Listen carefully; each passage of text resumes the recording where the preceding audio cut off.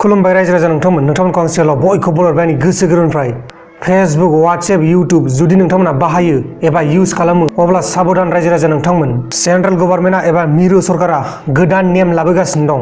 बायदिसिना ससियेल मिडियायाव मानसिफोरा गाज्रि फट' गाज्रि भिडिअ भाइराल फट' भाइराल भिडिअ बायदिसिना शेयार खालामनाया बारानिफ्राय बारा जालांगासिनो दं। दा बेनिखायनो जोंनि भारत हादरनि मिरु सरकारा एबा सेंट्रेल गभर्नमेन्टआ मोनसे थांखि लादों आरो बे थांखिखौ थाबैनो लागू खालामसिगोन।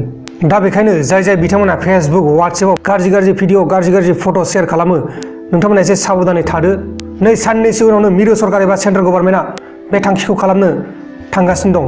नोंथांमोना वाट्सएप फेसबुक बायदिसिना ससियेल मिडियाखौ यूज खालामनो थाखाय नोंथांमोना गावनि आईडी प्रुफ पेन कार्ड बा भटार आईडी बा आधार कार्ड बेबायदि माखासे आईडी प्रुफ होनानैसो नोंथाङा नोंथांनि फेसबुक एकाउन्ट एबा वाट्सएप एकाउन्टखौ सालायनो हागोन।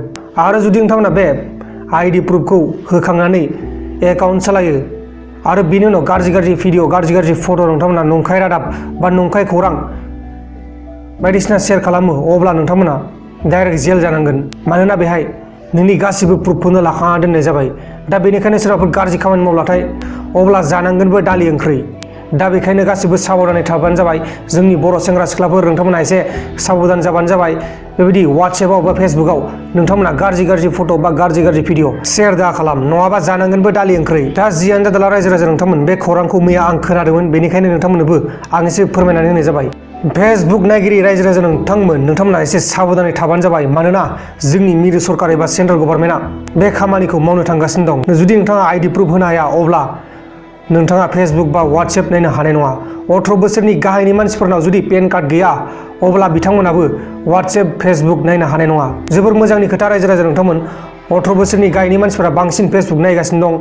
दा बिथांमोना फेसबुकआव मा जायो मा जाया बेखौ मोजाङै नायबिजिरनो रोङा। दा बेखायनो बे थांखिखौ मिरु सरकार एबा सेंट्रेल गभर्नमेन्टआ लानाय जादों।